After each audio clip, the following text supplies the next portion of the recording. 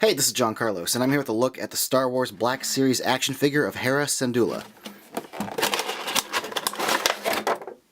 I am loving seeing the Black Series take characters from Rebels and take that cartoony style and translate it into a little more realistic, movie-ish action figure format. It reads really well.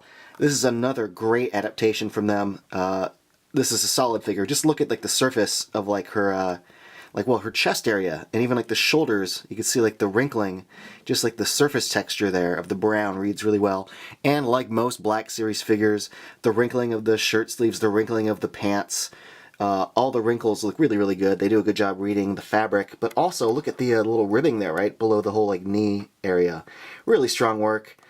The boots also look good. I love that her little shoes have the little silver painted rivets on the side. The sculpt of those little top flaps is really good.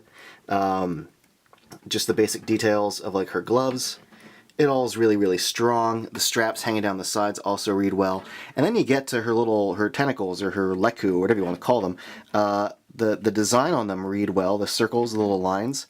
But also just like underneath, right there, the fact that they have the little wrinkles sculpted there, it's a nice detail that they could have overlooked, but they didn't, and that's great. Her face looks good too. I think I'm really happy with how it turned out. If I can give you one suggestion, if you're hunting for this in stores, most of the face paints are really good, but the little brown section here, right above her belt, I saw tons where the brown paint would bleed down and the orange paint would be kind of a mess. A lot of ones I saw for the face were really clean. This one's mouth corner smears a little bit, but it was the best one I saw because the rest all had horrible brown paint there. Look, the eyes are clean, the eyebrows are great, the rest of her lips read really well. It's a great sculpt. If you just look at her lips and her nose and her cheeks, it's just a really good looking figure. The little goggles thing, they don't rotate, but they are positioned in the up position. The silver paint, the brown paint on that's really good. Even the white paint on her collar is awesome. This is a really solid, well done figure. I'm really happy with how it turned out. It comes with but one little accessory, her little blaster. The gold and silver and black paint on it are really, really clean. It fits very snugly into this holster rather nicely, so I'm stoked about that.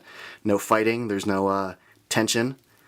Standard articulation, well, semi-standard because it does vary slightly from Hasbro figures as far as like whether figures have a bicep cut or not, whether they do a double elbow joint or a hinge swiveling elbow. This one has this hinge, the hinge swivel, just like you would have at the shoulder. You know, it hinges forward and back and then swivels around.